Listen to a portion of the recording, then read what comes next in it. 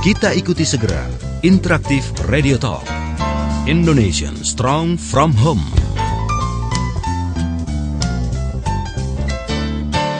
Indonesian Strong From Home bersama Ayah Edi, praktisi multiple intelligence dan holistic learning. Selamat mengikuti.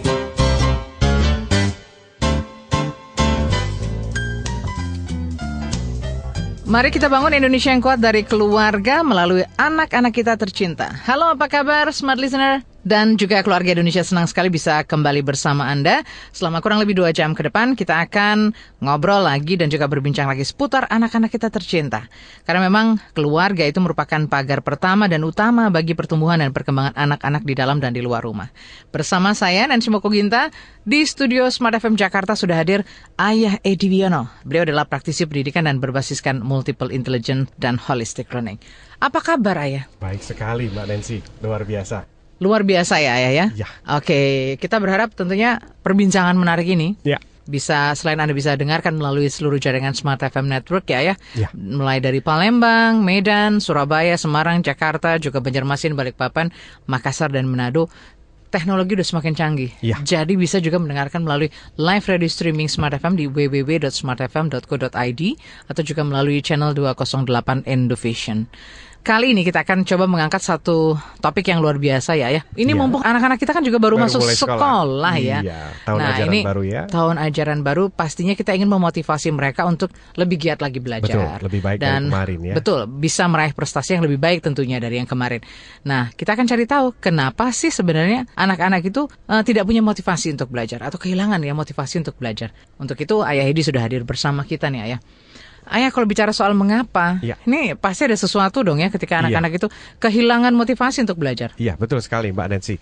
Jadi kenapa tema ini kali ini kita angkat?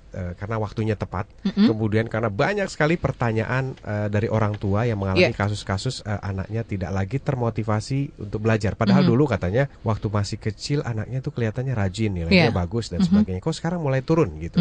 Nah, uniknya lagi bahwa rata-rata komposisi dari anak yang suka belajar dan terpaksa harus belajar itu sekarang memiliki komposisi perbandingan antara 10 banding 90. Jadi 1:9. Oh, jadi lebih banyak merasa terpaksa ya? Iya, jadi 9 itu merasa terpaksa belajar. Seperti itu, makanya hari ini kita ingin mengupas sharing bersama mengenai permasalahan anak yang tidak termotivasi untuk belajar. Karena ini bikin orang tuanya bingung ini. Ya, seperti itu, dan saya banyak sekali mendapati klien-klien yang juga mengalami kasus yang sama. Makanya mudah-mudahan dari tematik ini kita semua orang tua bisa mengetahui sebabnya atau akar permasalahannya di mana. Sehingga nanti mungkin bisa lebih mendorong ya, bisa lebih memotivasi mereka sehingga mereka juga punya prestasi yang lebih baik. Ya, persis. Intinya apa yang saya lakukan adalah saya seringkali membangun komunikasi dengan anak-anak untuk mengetahui sebab mengapa mereka kurang suka atau tidak termotivasi belajar. Karena sesungguhnya bahwa jawaban itu adanya ya di anak-anak kita sendiri, begitu Mbak Nancy. Kita seringkali hanya menduga-duga saja, tapi pastinya begitu kita berhasil mengajak mereka berdialog dan mereka mau terus terang, maka kita bisa tahu sebabnya. Oke, baik. Nah, kita cari tahu sebabnya lewat insert berikut ini. Ada satu ilustrasi sebenarnya menurut anak-anak kita sekolah itu seperti apa? Bagaimana sekolah di mata para siswanya? Berikut ini.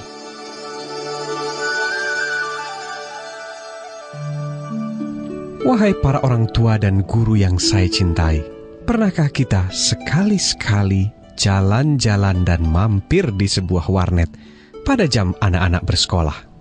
Maka saya jamin Anda akan menemukan pemandangan yang mengagumkan dan sekaligus mencengangkan. Smart Listener, di sana Anda akan menemukan barisan anak-anak berseragam sekolah yang sedang asiknya bermain game online di warnet tadi. Sebagai seorang praktisi pendidikan, pemandangan ini begitu mengusik perasaan saya. Ada apa gerangan?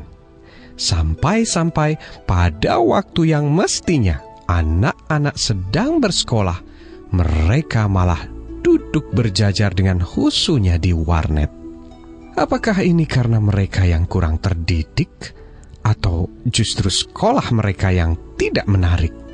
Tapi saya pikir apapun alasannya, keadaan ini sungguh tidak layak terjadi di negeri yang sudah carut-marut seperti ini. Smart listener, iseng-iseng saya coba bertanya pada anak-anak ini. Hei, kenapa kalian kok nggak pada sekolah? Bolos ya? Dengan nada acuh tak acuh mereka menjawab, iya om, bosen. Di kelas melulu tiap hari. Gitu-gitu aja nggak ada tantangan. Asik kan main game kayak gini. Banyak tantangannya loh om. Untuk memuaskan rasa ingin tahu saya coba tanyakan pada teman lainnya pertanyaan yang sama. Lalu apa jawab si anak? Iya om, aku bolos. Abis gurunya pada galak-galak sih. Bisanya cuma nyuruh ngerjain ini, ngerjain itu, tugas ini, tugas itu. Udah gitu, dia malah ngeloyor keluar nggak tahu kemana. Begitulah kira-kira dialog asli saya dengan mereka. Smart listener, suatu hari saya juga pernah menebar angket pada para siswa SLTA di Kota Bogor untuk mengetahui seberapa besar ketertarikan mereka pada proses belajar mengajar di sekolah. Ya, hasilnya kira-kira hampir sama. Hampir 75% dari responden mengatakan bahwa mereka mau pergi ke sekolah karena ingin bertemu dan berkumpul dengan teman-temannya, bukan untuk tujuan belajar. Smart listener, tapi anehnya, ada satu sekolah yang juga berada di Kota Bogor yang saya ketahui bahwa murid-muridnya merasa begitu antusias pergi ke sekolah. Dan mereka betah untuk terus mengerjakan tugas-tugas meskipun jam belajarnya sudah usai. Anak-anak ini seringkali sulit diajak pulang. Sampai-sampai ada sebagian para supir yang menjadi penjemput antar mereka sering kewalahan meminta mereka untuk pulang. Lalu ada apa sebenarnya dengan sekolah-sekolah yang para muridnya tidak betah di sekolah dan bahkan lebih betah di warnet itu? Ya, tentu saja jika kita tanyakan pada sekolah tersebut, para gurunya pasti dengan enteng akan menjawab begini. Oh iya, anak-anak itu memang sering bolos pak. Mereka memang sudah biasa begitu. Ya, lagi-lagi anak kitalah yang bersalah. Kita semua para guru tidak pernah merasa bersalah. Namun mengapa ada sekolah yang justru memiliki murid-murid yang sulit sekali diajak pulang dan lebih suka berlama-lama mengerjakan tugasnya di sekolah?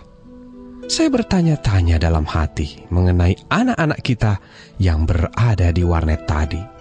Apakah mereka membolos karena memang mereka tidak suka belajar?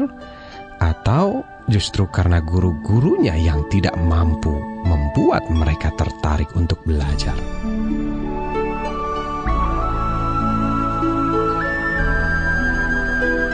Nah, dari ilustrasi sekolah di mata para siswa ya, kita jadi tahu nih apa yang menjadi tidak termotivasinya ya anak-anak kita, atau mereka jadi kehilangan gitu ya semangat untuk bisa belajar. Iya. Jadi kalau kita perhatikan anak-anak itu adalah makhluk pembelajar sejak kecil ya. Tapi kenapa mereka berubah menjadi makhluk bukan pembelajar? Jadi kalau sederhananya dari interview atau ngobrol-ngobrol yang saya lakukan pada anak-anak itu, mereka rata-rata kurang nyaman.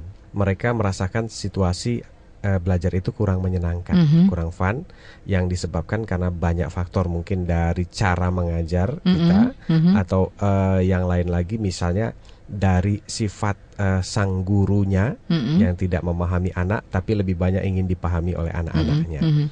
Sehingga muncullah pada akhirnya ketidaktertarikan anak untuk mengikuti pelajaran, dan kami menemukan anak-anak ini larinya mencari kompensasi di warnet, kemudian di game-game online dan sebagainya. Dan ini kalau kita biarkan terus-menerus, ini akan memberikan efek yang sangat kurang baik bagi anak-anak kita. Nah, kalau begitu setelah kita tahu pokok permasalahannya ya, nanti kita akan coba gali lagi nih. Kira-kira bagaimana ya mengembalikan motivasi belajar mereka, mendorong mereka untuk lebih bersemangat lagi dalam hal belajar tentunya ya. Kita akan lanjutkan lagi perbincangan bersama Ayah Edi di Indonesian Strong From Home ini, tentunya selepas beberapa pesan berikut. Jadi jangan kemana-mana, tetap bersama kami. Indonesian Strong from Home sesaat lagi akan segera kembali.